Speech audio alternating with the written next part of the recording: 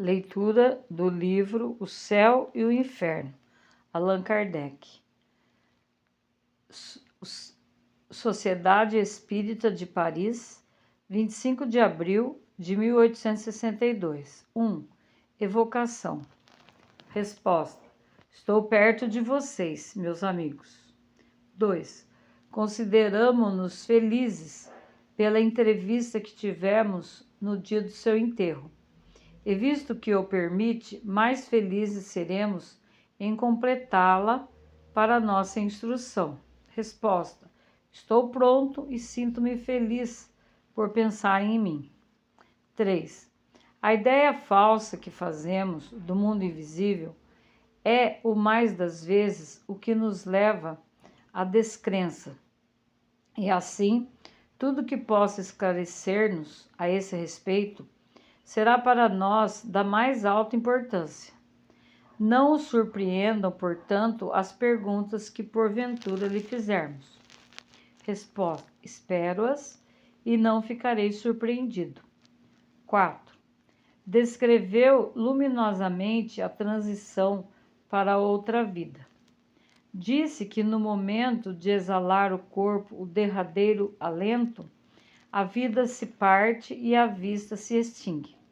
Será esse momento seguido de qualquer sensação dolorosa?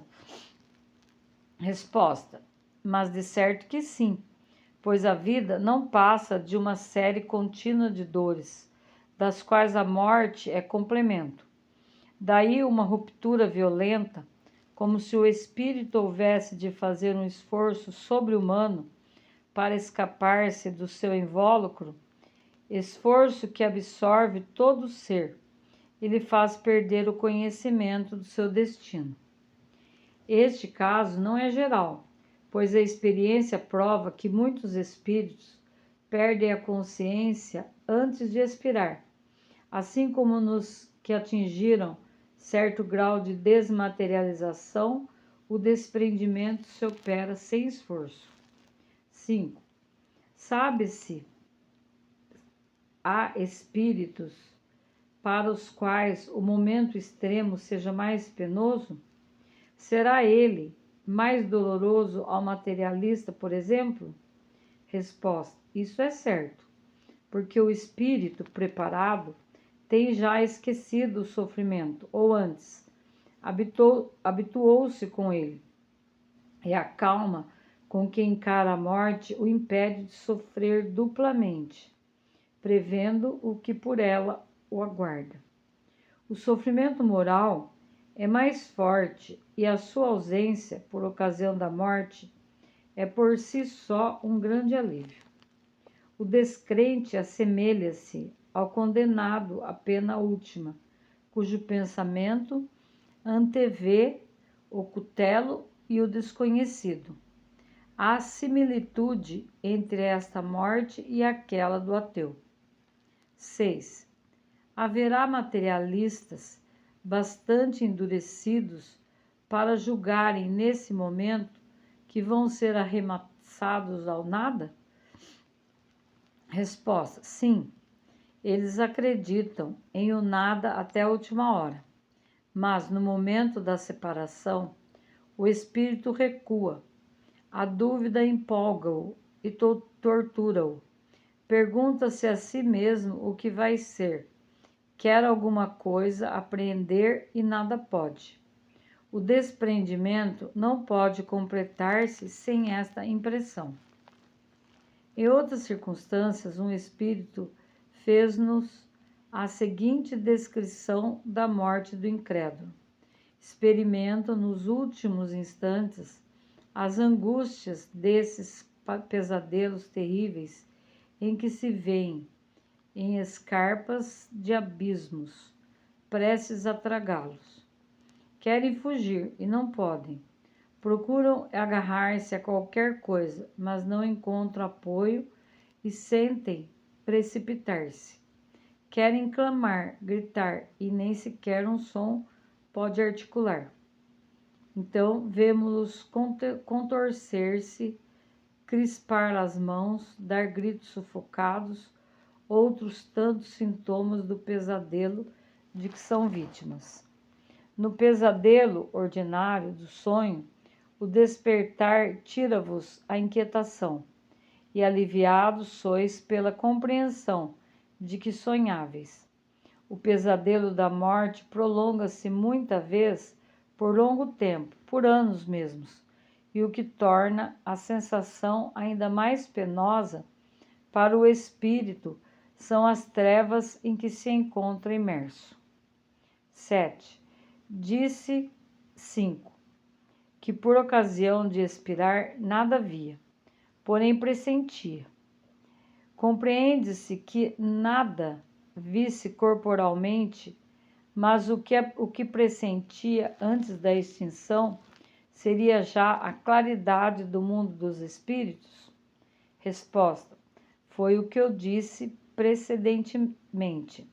O instante da morte dá clarividência ao espírito. Os olhos não veem, porém o espírito, que possui uma vista bem mais profunda, descobre instantaneamente um mundo desconhecido, e a verdade, brilhando subitamente, lhe dá por momentos imensa alegria ou funda mágoa, conforme o estado de consciência e a lembrança da vida passada. Trata-se do instante que precede a morte ou antes daquele em que se perde a consciência, o que explica a palavra momentaneamente, pois as impressões agradáveis ou penosas, quaisquer que sejam, sobrevivem ao despertar. 8. Pode dizer-nos o que o impressionou, o que viu no momento em que seus olhos se abriram à luz? Pode descrever-nos, se é possível, o aspecto das coisas que se lhe depararam?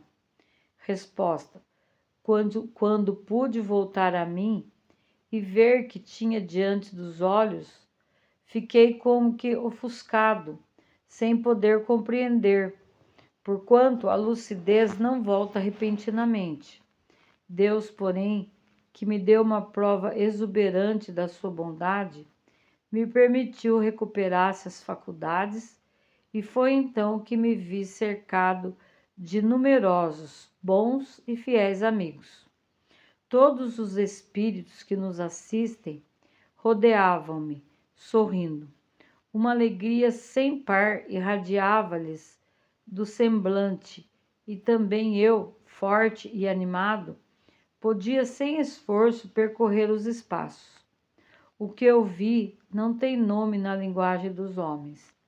Voltarei depois para falar-lhes mais amplamente das minhas venturas.